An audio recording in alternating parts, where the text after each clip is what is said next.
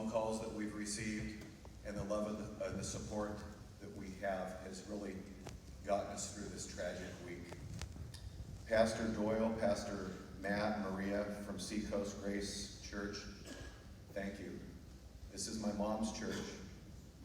We made a phone call Monday, and they completely just took over. And I just can't tell you, Pastor, how honored we are to be sharing my brother's service here. Thank you. City of Inglewood, Mayor Butts, Chief of Police, Fraudorata. Inglewood, for me at a young age, was a part of my life. I can remember when I started dating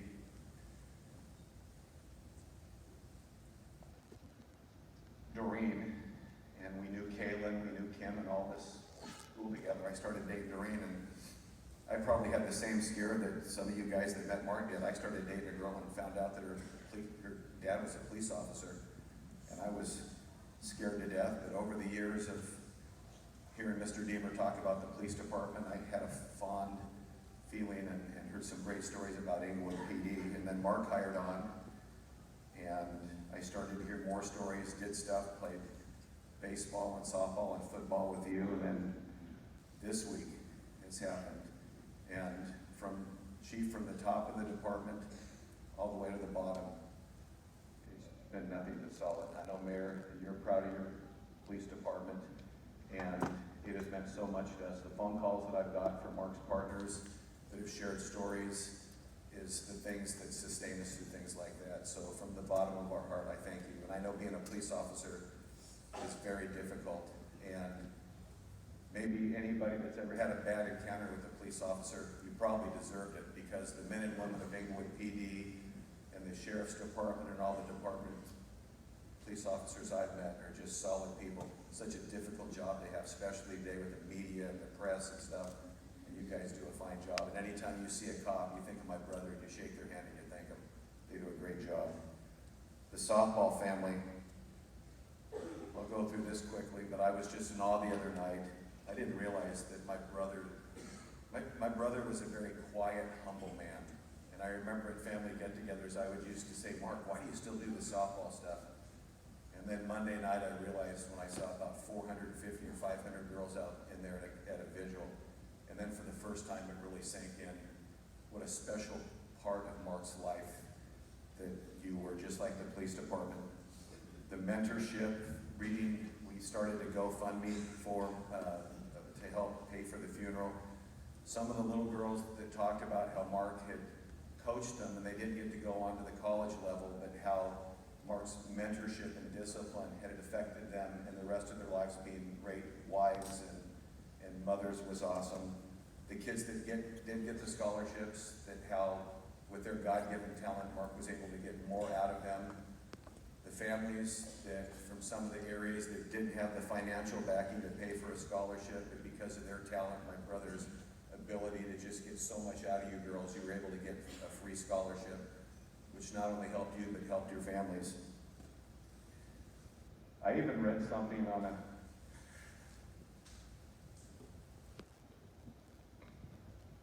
GoFundMe page from a couple umpires that respected Mark. Anybody that ever watched me umpire a game or coach a game know that I would never have an umpire talk about how they like doing my games, but Mark was so well respected by even umpires, it just is unbelievable. Family and friends, old high school friends. I was there the other night with a lot of the Crunch Bunch, which was Mark's high school football team. We were a year ahead of Mark, and these guys went to the CIF championship. That when football was a powerhouse, not softball. West Garden Grove family that are here, it's an amazing group of people in West Garden Grove. To this day, we think how you guys bond and stick together, and I'm sure out in the lobby I'll see a lot of you. And even Chase Street, where we grew up,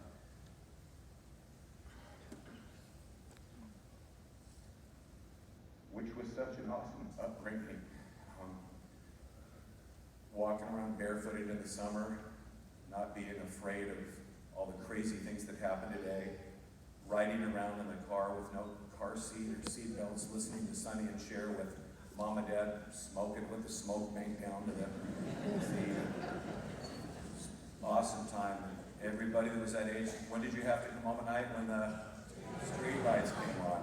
Life was good. Our grandpa George in our family, and when Tony, my brother's man love, which I'm fortunate too, my best friend Steve Cook's here, and there's nothing like good man love. And me and Mark were both blessed in our lives to have that good man in our life that we could share things with. But our grandpa George in our family was the patriarch. He was respected by all. He was a man of few words that was loved and adored by the entire family and everybody that met my grandpa. I realized this week, after hearing stories from the police officers that talked about Mark, and hearing some of you girls and your parents call in, that my brother was my grandpa George. They emulated each other. When they spoke, you listened. In the public safety of the police department, we call this command presence.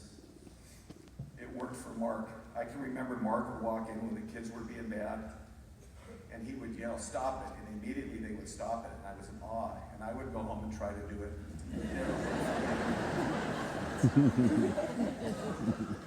My brother Mark didn't need to talk about his success or accomplishments. He just did it.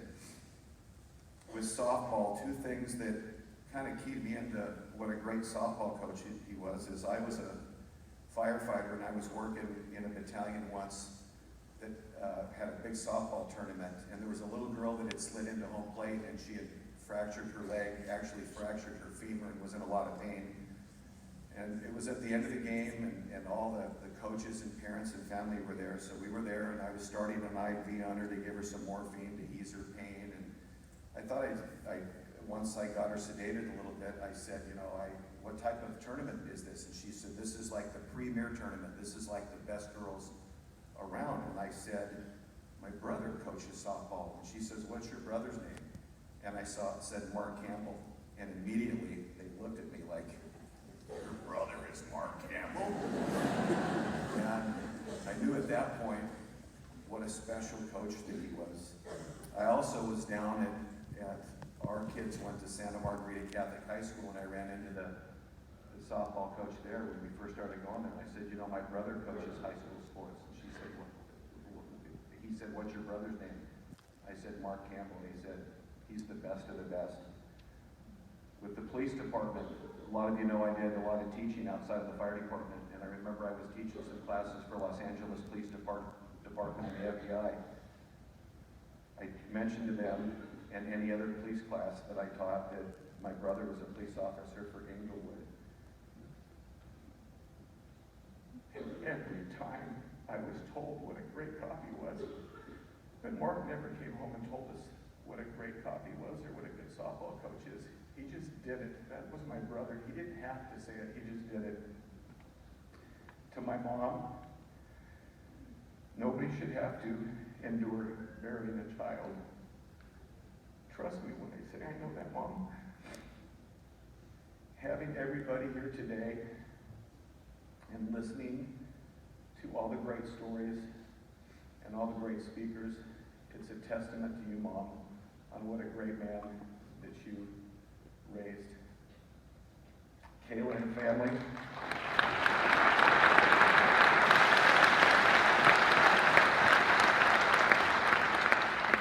Kayla and family. He loved you so much. His backyard, we've heard about his corny jokes that he told a million times. And if he told it a million times, how many did we laugh? We freaking laughed a million times. I laughed at the same stupid jokes. The Sunday dinners were just awesome. Kayla, you guys were high school sweethearts for a lifetime of love. When you two said I do, you meant it. And it's interesting, I can look out into the audience and see a lot of people who went to high school. And back then, when you said you loved somebody until death do us part, you did it. It wasn't always easy for all of us. We read through some trials, but you stuck it out. What a testament to your love for each other. I asked Kayla, I said, well, what were some of the things that you can remember about Mark? And just 3 quick stories. And again, I can sit up here. You guys know I'm a storyteller. I can sit up. We could fill this place with beer and wine, and I'll tell you stories until the sun comes up and down. Twice, but Kayla used to come home from work. She was a registered nurse over at Los Alamitos and came back at the same time every day. And Mark would be out in the garage, and he knew when she was coming down the street. And she said he would turn and face the garage and just start doing the dancing, and always would turn around and say, "Oh, I didn't see you." The other thing he would do is, Mark was an athlete. He was an all-CIF defensive tackle. He excelled in everything that he did. And back in the day for lifting weights, I think when he was a junior, he bench pressed like 485 pounds, weighed about 205 pounds. The man was an animal. He was stronger than strong. She said Kayla would get out of her car, and Mark would walk in, and he would run just before she got there, and he would put the weights on, pretending that she didn't see him, and he would say, 1,004, 1,005. And the last thing that he did is he would love to call her at the hospital. She worked in labor and delivery, and he would fake in different accents, horrible accents, and she knew it was him because it would come up Mark Campbell on her phone. He would say, "Oh, my baby coming." I don't know what happened, but anyway, I'm bad too. I'll skip the JJ part because Chad Mallory told that story so beautiful. But I'll just say what Kayla said is we're starting to have grandkids, and those of you that have grandkids, it is the best feeling in the world. It's that unconditional love that you get like your mom gave you. And I will just say that my brother Mark with JJ took it to a new level, and I'll leave it at that. Now it's story time, and I'm going to blow through these quick, and I appreciate your patience and stuff, and these are in no particular order. But we talked about Mark's mustache and his looks, and I couldn't tell you how many times that I would be with Mark at some type of an event, and I would walk up and I would say, "Hey, this is my brother Mark," and they would look at Mark and then look at me, and on multiple times they would say the same thing: "Are you guys adopted?" Such love. And the mustache thing. I'm a fireman. Firemen are supposed to have big, nice mustaches. Mark could always grow the best mustache. Obviously, today you can still see it wasn't one of my fortes. One that my mom wanted to share is when he was a real little kid for Christmas. One of his first Christmases when he could first talk, and the girls with softball will appreciate this, is she said, "What do you want from Santa Claus?" And he said, "I want a bat." She said, "Okay, Santa Claus is going to bring 2 toys this Christmas. What else would you want?" He says, "I'd like 2 bats." All right. My sister, Carrie and Kelly, have a couple stories. On Halloween, everybody knows that Mark used to love to scare people. He loved it. And one Halloween, he was sitting on his porch, and he had a mask on, and he would love to, just as the kids would come up, he had a fake knife, and as they get about 5 feet from the candy, he would kind of move and they would take off running. So Carrie and Kelly, and I believe Ian, were watching him do that. So they decided to go fill up a bunch of water balloons, and literally told me that not one kid on the street would come up to get candy. The bowl completely stayed full. So they decided to come around the garage and start pelting him with the water balloons, and he was covering his face up. And about the time he looked up, they took off running down the street. Well, I guess there was families on each side of the street walking with their kids, and here comes Mark running down the street. The family started taking off. My sister started taking off, and I believe he caught Carrie and picked her up and started running down the street towards his house, and the kids were in horror and opened up. When's Halloween? It's not in the middle of August. It's when it's cold. Went back to his backyard pool, lifted her up over his shoulders, and threw her in the deep end.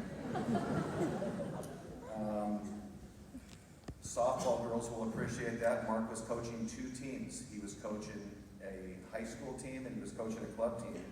Obviously, same game time, but in different cities. So he told my sister Carrie, "I want you to keep me on the phone for the entire game, and I want to know every pitch that Erica was pitching."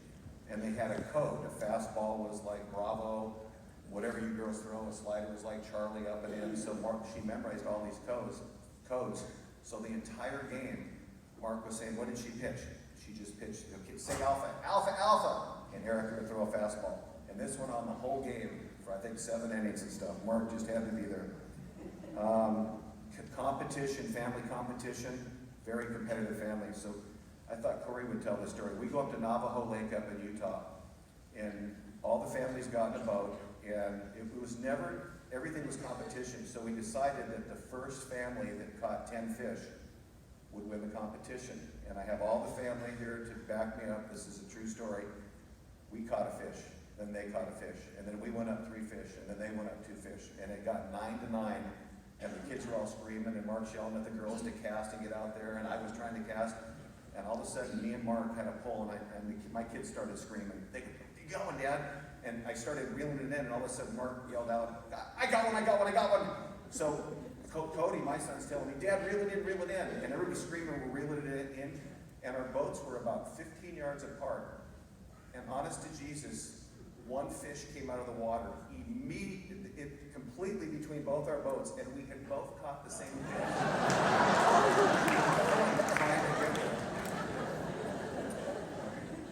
Another story is when me and Mark lived on Chase Street, and I know we have a lot of Chase Street people here. It was in the middle of summer. We shaved our heads. We were in bathing suits, and it was in August. And I told Mark that a kid down the street had given me an M80. And he said, "What's an M80? And I said, "I think it's like a firecracker." They said it makes like a bigger boom. I said, "Okay." So we had a dog, a German Shepherd, and we went and we stole my dad's lighter, and we were going to go over to the elementary school, and there was a racquetball court there. And a lot of you people remember the racquetball court in Edgar. And our intention was to go to the racquetball court and light it in there for a bigger boom. But as we got onto the grass of the school, our German Shepherd had to take a poop. So the dog pooped, and then Mark looked at me and said, "Why don't we blow the poop up?" And I said, "Okay." And it was in the summer. It was hot. I can tell you it was very, very hot, and it was a nasty poop. It probably was 90 degrees and had steam coming off it, so I thought. So we got down there. I think we were like 6 or 7, and I stuck this thing in there. And we both got down there, and we lit it, and we watched it for a minute, and before we could turn to run, it blew. And a poop this big went into about 3,000 pieces and just went all over us. We rolled in the grass, we went home, and we tried to get into the back where we had a pool, and my dad caught us, and the rest was history on that. Mark didn't talk much about the police department, and a lot of us know that we have in our family a lot of deputy sheriffs and police officers and a lot of public safety and family get-togethers on the holidays. As you guys know, sometimes you do Christmas Eve on the 22nd, whatever. But we had one Christmas Eve that was really special that we were all together. And little Mallory, Mark was in homicide, and I said, "God, Mark, I'm so glad you got off tonight." He said, "Yeah, but I got the call that something happens." And I'll never forget Mallory must have been 5 or 6, didn't talk real good to talk. And we're sitting there having chow, and all of a sudden Mark's pager goes off, and Mallory's sitting next to me. And I go, "Oh boy," she goes, "Uncle Craig, somebody just got shot." A Pacifica story for you Mariners here, the Crunch Bunch. We talked about this the other night. One of our first classmates decided to get married, I think the week or the month after he graduated. So we had a bachelor party. We went down to Pacifica and decided that we were going to break into the big pool and we were going to skinny dip and have fun. So about 25 of us went in. We took off all our clothes. We were jumping off the gymnasium, and it was a full moon. And if you could have, it was unbelievable, the silhouettes and the things that we were doing. And I can remember somebody yelling out, "Cops." And we looked out and we could see Garden Grove PD coming in. So remember, we were all either college athletes or still in high school. I was able to run out, and I was able to get one shoe and a t-shirt before I got out, but they literally swarmed us. And I got caught out on the varsity baseball field by this cop chasing me. I was running, trying to make moves on him, and then we were all running. And the girls from Pacifica know that ditch that you go into to get the balls. Other stuff has been happening out there. Several years ago, I was out there running naked through that ditch. And I got away, and I can't tell you how funny it was. 4 or 5 of us got caught, and I stayed there for about 15 minutes and came back and saw all these guys handcuffed. And I know the cops now, and cops know like I know them. They called everybody in, and they just stood there and humiliated them naked for about 15 or 20 minutes till they let them go. You heard about the drug dog, Cowboy. So Mark got the first drug dog. It was a Labrador Retriever, and we lived in Cypress and had a big backyard. And I can remember that Mark had a court order, because I guess in order to keep these dogs really trained well, you have to keep their sniffers working good. So Mark had this court order for Mexican tar heroin.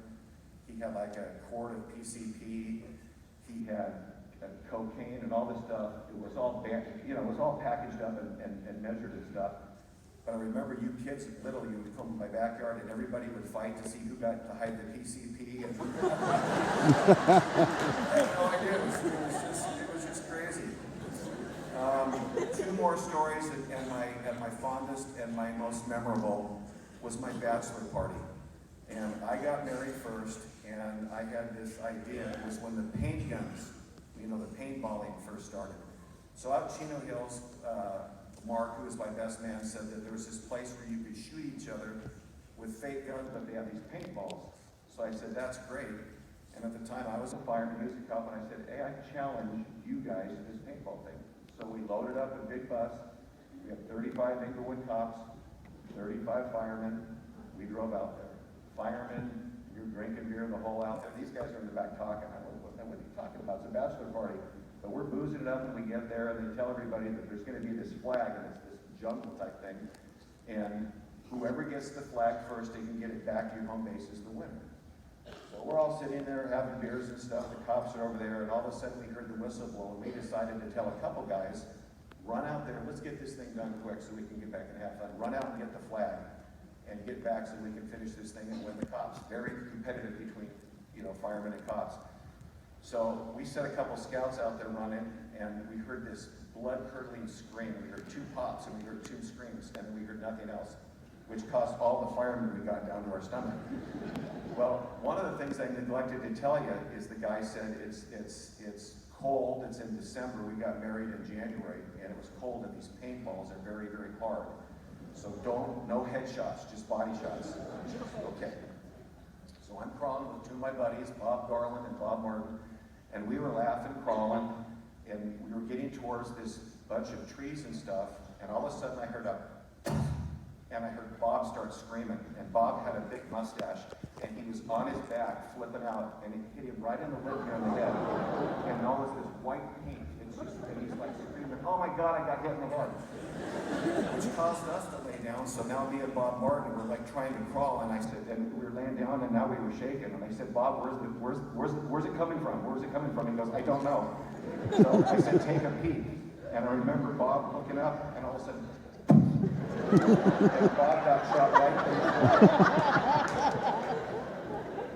I didn't know that these guys were part of the Metro team and sharpshooters, and it was a very difficult lesson. And for you young men here that are ever going to get married and have a bachelor party, never invite a police department to a gunfight. We did not shoot 1 cop. And my last quick story, which is a family favorite, was Inglewood, very difficult town to work in.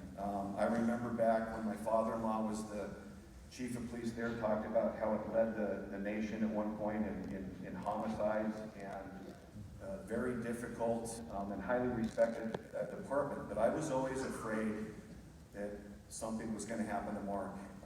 As we've seen here this last week, life is precious. We never know what's going to happen. And we were always afraid that, both of our wives would get that knock on the door. So I'm teaching a class one day, and a division chief comes in and says, Craig, I need to talk to you. And I said, what's wrong? He says, Mark has been shot. And I can remember, oh my God. And my heart was racing. And did I pick you up, Kayla? So I was assigned to our training bureau, and I went code 3 and I picked Kayla up, and we got from Cypress to Englewood in 6.5 minutes. I mean, I was flying down the freeway. Code 3, and I remember I got to, is it Centinela Hospital, but the whole way up there driving down Englewood Century, I was thinking, it's my only brother, I'm gonna find out who shot him, and tonight I'm gonna rack a shotgun, and Big Brother's gonna go through Englewood, and I'm gonna put this punk to death for shooting my brother. And I got out of the car and I went running up, and all these police officers were out there, and his captain was out there, and I'm going, oh my God, when is my brother alive? He says, your brother's alive. And I says, what happened? Who the hell would shoot my brother? He says, well, he shot himself. So what do you mean he shot himself? And the officer that was with my brother called, and he said that he was working homicide. They had been tracking this guy for weeks and found out where he was. And as soon as he got away from people, they got out of the car and opened up the cars, and somebody yelled out, Englewood PD, don't move. And as my brother pulled his gun out, he shot himself through the leg. The other officer was calling in shots fired. We need backup, and I guess the guy that they took down hadn't moved and was screaming, gosh damn you, I'm not moving, quit shooting. Mark had actually accidentally shot himself. But that wasn't the end of the story, because if you've ever been to family get-togethers with our family, we're brutal. So for Christmas, the kids would get Mark dart guns for practice. For years, the kids would come up and say, hands up or I'll shoot myself.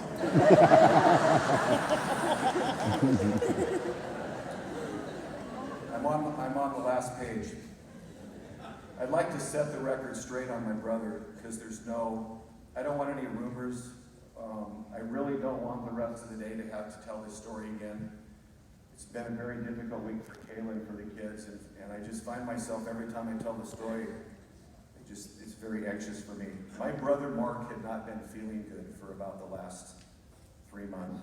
He had been under a doctor's care. He actually went to some doctors. We know that Mark, nor really the kids, knew how sick Mark was. Mark was very sick. Talking to the doctor Wednesday that examined my brother, been doing this for 28 years, said, I don't know how your brother Mark got out of bed that morning to coach softball. Your brother Mark should have been on hospice. He should not have been functioning. He was very, very, very, very sick. For me, I'll speak for myself personal, it was a blessing that he was able to hang on, and I know it was Mark's will until Kayla was able to get down here from Northern California. And we all surrounded him, and we touched him, and we prayed with him, and we were all together. It was a time that I'll never forget. We got to say goodbye, and it was just because of how strong my brother was. But I also thought, how fitting for my brother to spend his last days here on earth doing with you girls what he loved most. Where most men could have got out of bed that morning, my brother went out and did what? He coached you, and it was just a testament to what a strong man he was. We have this thing in our family called God winks. I wasn't going to talk about Katie, but we buried my daughter 10 years ago. And we had all these great God winks, and Mark got them too. And it was able to get us through. And we kept telling the kids, look out for God winks. And Erica, who was one of the favorite kids, was been struggling. I've been talking to the kids. And I told Erica, and Doreen, my wife, told Erica, look for God winks. And today she was wanting to go down to Walgreens to get some Kleenex because she knew it would be a sad day, and Kayla was able to play their wedding song that they had never heard. Kayla and Mark got married, 40-something years ago, 30-something years ago, but a long time ago. And for the first time this week, she had heard the song. And what song Erica was playing when you walked into Walgreens was that song. And I think that was one of the first God winks that my brother sent. The second God wink I got today, when I put on this uniform that I haven't worn in 6 years, I was able to actually button it. Lastly, I thought about this platform as a good platform for me, and I think it's why I need to be up here. And it's to talk about something that some people just shriek about, and I did too when I was little. I wasn't a big church person, but I wanted to talk about a relationship with Christ. And I thought about, I was telling my wife, I have everything written down, but here I just have Jesus' message, and I don't know what to say. I thought, I could read scripture and get up here and talk about that, but I thought I won't do that. I could get a bunch of buses and we could go down to the pier and hold these signs that say, rejoice or you will burn in hell, and scare everybody. But that's not me. So I just wanted to talk personally about my life, and maybe it will resonate with you. My life as a Christian has been a journey. We did start out as a real Christian family, but through trials and tribulations, I developed a relationship with Christ. And I know that there's probably a lot of you that grew up with me in Chase Street, or maybe in high school, just like shaking your head like, is this guy really talking about that? And I go, yeah, I really am. That's who I am now. But I would encourage you that even for the little girls in here, there's going to be a lot of trials in your lives. I think of the young kids going to college now, these liberal colleges that just suck the living faith out of you, and it's difficult. I think of things that we see on the news today and all this stuff in politics, and what a crazy world it's turned into. And I want you guys to know that really 2,000 years ago, undisputed, that a man came down by the name of Jesus Christ. In the form of man was God. Those of you that are history buffs or study this stuff, it's the most well-documented thing in the history of mankind. It really is. You can read about it, a collection of books that were put together that were called the Bible. We happen to be Catholic. I started looking at the early church fathers, the apostolic fathers that were alive at the time of Christ, that talked about the same stuff that you read in the Bible. So I would challenge you, this is my platform, that to wherever you're at in your life, I want you to think about your eternity. I think that this is just in a blink of an eye that we're going to be with Mark. Well, Mark's up there. One of the family members in our family said that she had this dream that Mark was up there the other day with my daughter Katie on his shoulder, running towards my grandpa George. That's what heaven's about. And it just takes just a little bit of time to look at it. It's nothing to be scared about. It's nothing that you can't still have fun. It's just a peace that you have that helps you get through things like this. And I would encourage you at your pace to dabble into it. It's a better feeling than a beer, than a cigarette, than an award through the police department, through a national championship. It's the peace that you will get that's like no peace. And in the end, as Christians, who wins? We win. My brother didn't die. My brother is more alive than ever. And real quick, and when I'm done, I'd like Kayla just to come up here just for a second.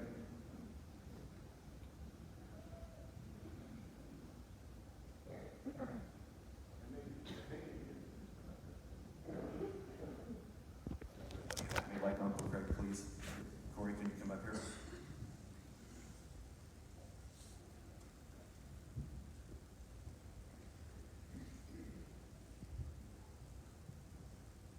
So, if my brother, if you're a softball player in here, or maybe a baseball player from his Little League World Series, and you played sports with my brother, and my brother impacted, and even a parent, if you were a parent or a fellow coach, and my brother Mark impacted your life in some small or big way, can you please stand up?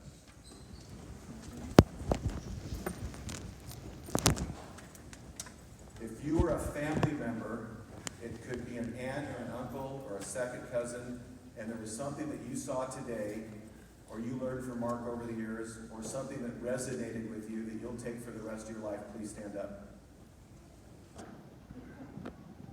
If you're a police officer that saw something that Mark did that resonated with you, that helped you become a better police officer, or fireman, or deputy sheriff, please stand up.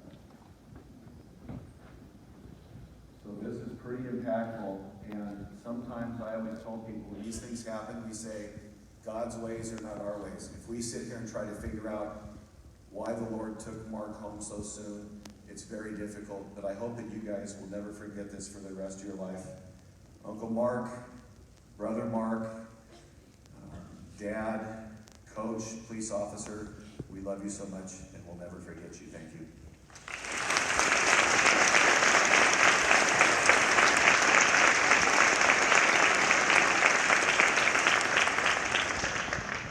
I also want to share that we did set up a GoFundMe thing, and I know a lot of you people don't do social media, that it will help lay my brother to rest. So if you're $5, $10, anything that you'd be willing to contribute would be highly appreciated from Caleb.